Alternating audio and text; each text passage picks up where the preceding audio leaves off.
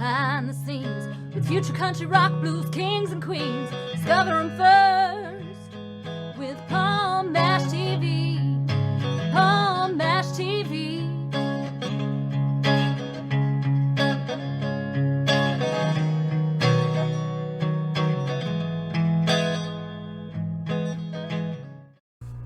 Well, hello everybody, it's Paul Mash TV time again. We're glad that you could join us for yet again another episode.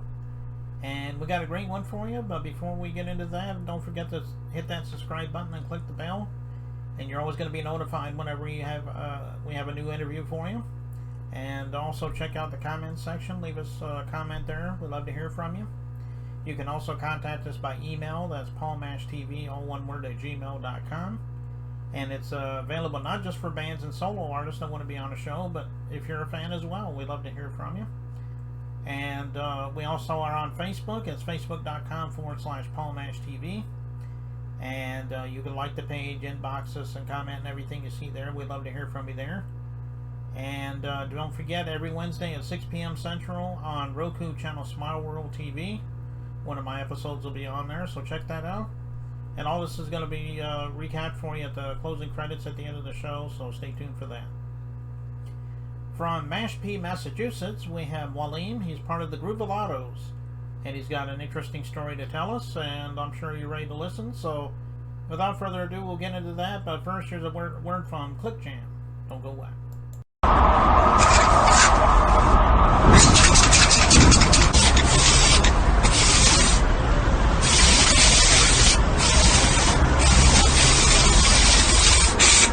We got history, got me feeling the nostalgia when you look at me, thinking about what could. Okay, everybody, it's interview time again, and from Mashpee, Massachusetts today, we have Mwalim from the Groovalottos. Thanks for joining us, Mwalim. Oh, thanks for having me. Yeah, no problem. How are you? Why don't we start by the obvious? How did it start for you as far as being an artist goes? I mean, everyone has their own story. I'm sure you have your own story to share. Well, mine, I'm actually, on my mom's side, I should say anyway, a fourth generation musician. You know, music was so much a part of the household that it was inevitable, I guess, that I was going to be in music in some shape, form, or fashion. My first piano teacher was my grandfather, who back in the day, he was a big band leader and also an arranger. He had done arrangements for Duke Ellington and for Count Basie and numerous other big bands of that era. And he was also at one point a session musician and a producer and recording artist with initially Decca Records and then subsequently a label called Southern. So he was a regular in the Brill Building and part of the Musicians Union. Anyway, so that was, I guess you could say, also my introduction to the music business.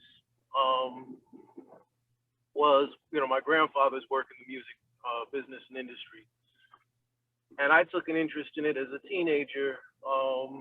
It started with when I was 16. I actually was just sort of hanging out in the studio because I was just fascinated with the whole process of music production. At the time, I started playing the viola when I was 10. I was a student of music and art high school. I started playing the piano, started songwriting, and was, you know, by 16 years interested in the studio. So I was there, and that was where I got my first opportunity to actually be a session musician. I did some string parts for recording that a producer was doing at that studio at the time, and I guess I could say I got paid under the table. But yeah, so that also made me one of the youngest, be it official or unofficial, one of the youngest session players in EMI Records history. So from there, I actually then got the opportunity a year later. I had a songwriting partner when I was in high school, and we decided we were going to cut a demo. So I guess you could say that was my introduction to production.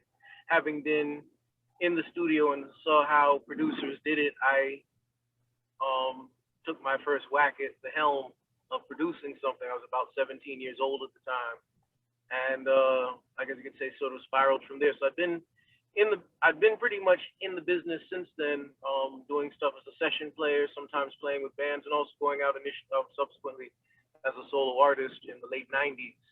As part of the underground soul scene, as they called it then, which on the commercial side evolved into what they call neo soul. And I had come out with my own records, did very well with them, ended up getting a major deal, and found out that being on a major label was some of the worst experiences of my music career, and had actually, after I got out of the deal, walked away from the business side of music for a couple of years, and then came back in and introduced me to the now late Eddie Ray Johnson, and we started jamming. And from a couple of years of jamming, we evolved into the band called the Groovalottos. And the name of the band actually came from, it was a joke in a play I had written years ago. But we took it on as the name of our band, and we started playing out as a soul funk band, alternative band, and yeah, so that's, I guess you could say, where the story of the Groovalottos kind of begins. Okay. Well, Eddie Ray and I ended up producing our first album called Ask Your Mama. It came out in 2017. The first year that it was out, it got 4 Grammy nominations in pop and R&B. And then the next year, it got 2 more Grammy nominations in R&B and rock. For completely different releases. And we continued playing out. We opened at the Gathering of Nations powwow in 2017. We played in front of 48,000 people that day. And now to rewind, Eddie Ray had become my son's drum teacher. So my son is now a drummer. But what my son also took an interest in along with drumming was rapping. And he started practicing, and he started drumming and rapping at the same time. And that was where he started calling himself ZYG 808.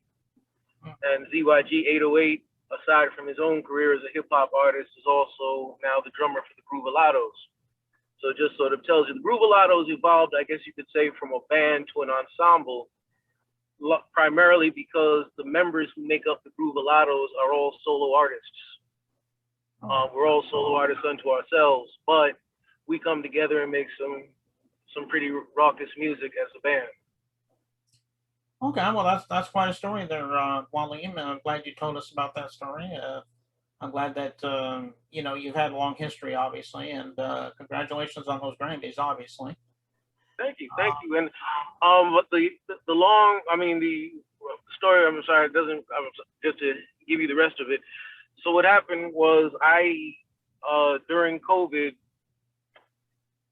got together with the engineer who worked on our album, and we laid out the plan, and we ended up building and opening a recording studio. And in fact, just before Eddie Ray Johnson passed away, he did the actual carpentry work for us, the conversion work in the space. So we opened Polyphonic Studios in Buzzards Bay, Massachusetts. And the Groovalottos essentially function as the house band for Polyphonic Studios for, different artists and different projects that come through. But one of the interesting byproducts of COVID was we had the opportunity to start playing around with sound, and ended up developing a very unique sound that we call South Coast. We have, when you do hip hop and dance music, we call it South Coast Thump. For your more R&B flavored stuff, it's South Coast Soul.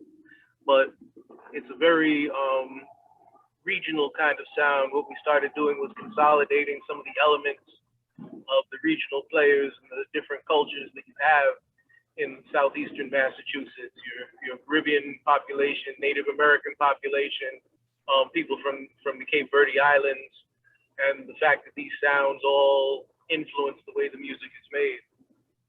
So so that's the next level of the Groovalottos, is we're producing South Coast soul out of Polyphonic Studios.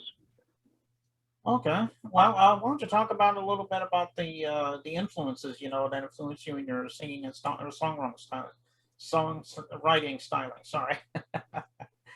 Okay. It's funny because so many different, I guess you could say, because of different phases of my focus as a musician. My basis, I originated as a classical player, but in terms of composition, I guess you could say my basis is really jazz. So a lot of my influences would include my primary influences would include your standards, Duke Ellington, Count Basie, Earl Garner, Thelonious Monk, Miles Davis, Charlie Parker. They're sort of like my root influences. And then, of course, in terms of popular music, this is where it bridges over to people like Quincy Jones, Marcus Miller, and a lot of your hip hop producers, Marley Marl, was a significant influence on my concept of putting music, putting especially dance music together. And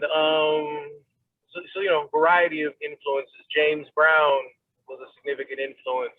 George Clinton, Parliament Funkadelic was a major influence. So I guess you can see I never really veered too far off from the jazz influence stuff, but and also a lot of your Caribbean players, the Mike Sparrow, the Palmieri brothers, Tito Puente, Johnny Pacheco, they're all part and parcel of the people that I listen to. The Duke of Iron,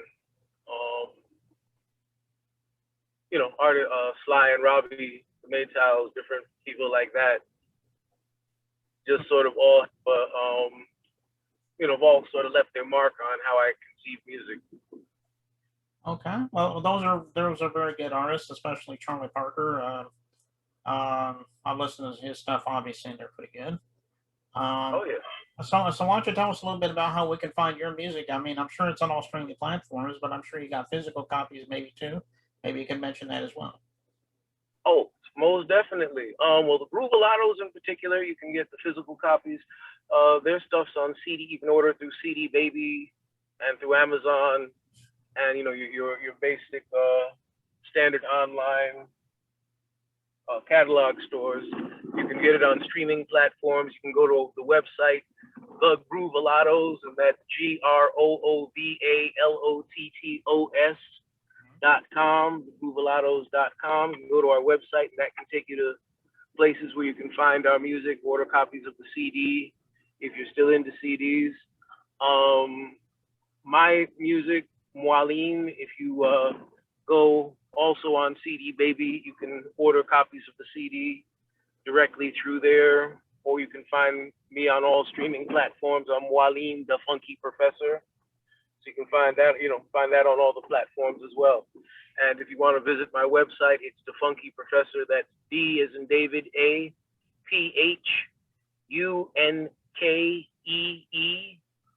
and then PROFESSOR.com. TheFunkyProfessor.com is where you can find my stuff as well.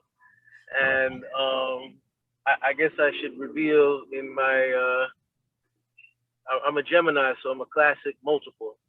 But outside of my artistic work, I'm also a professor of English and Black Studies at University of Massachusetts, Dartmouth. And I've been there now for the last, rounding out 17 years. And one of my other careers has been as a playwright and director, both in Massachusetts and in a lot of your off-Broadway houses. So I've had a nice varied career.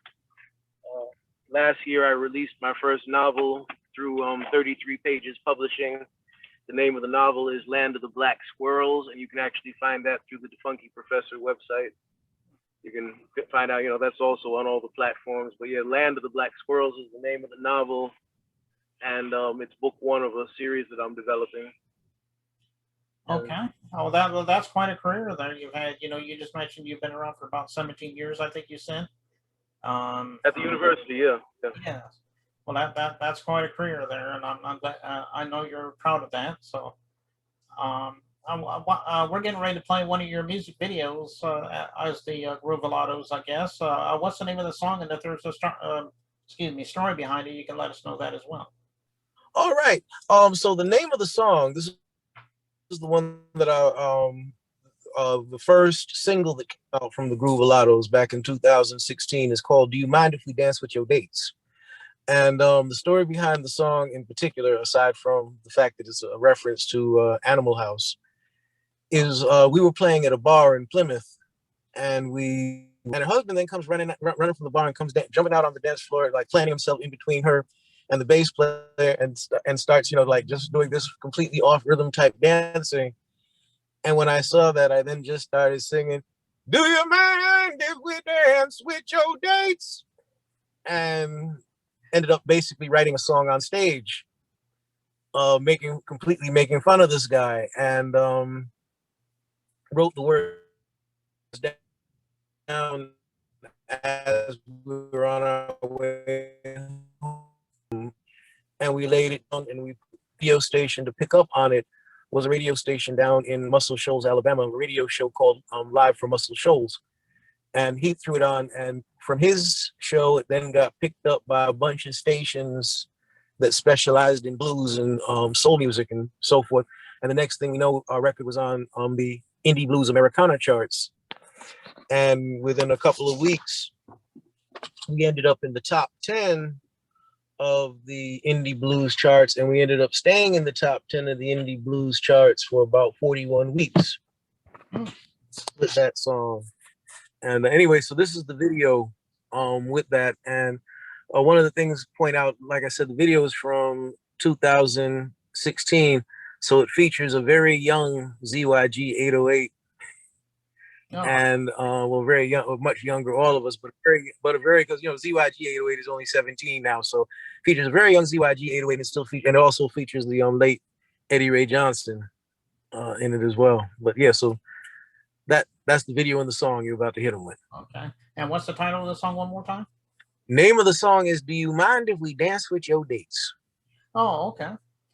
Okay, well, I think that's all the time we have for right now, Mwalim, but I want to thank you again for coming on the show. We'd love to have you back sometime. Okay, well, thanks a lot. I'd love to come back. I'll we'll reach out and make that happen. Okay, well, here's a song by the Groovalottos right here on Paul Mash TV, so don't go away. We'll be right back.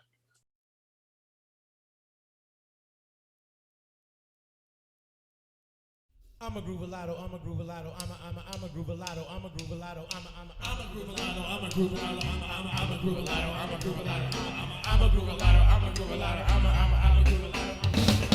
The G-R-O-O-V-A-L-O-T-T-O-S, the G-R-O-O-V-A-L-O-T-T-O-S, the G-R-O-O-V-A-L-O-T-T-O-S, the G-R-O-O-V-A-L-O-T-T-O-S. Ask your mama. Ask your mama about that Indian soul funk, that deep soul funk, Indian soul funk. Ask your mama, the G-R-O-O-V-A-L-O-T-T-O-S.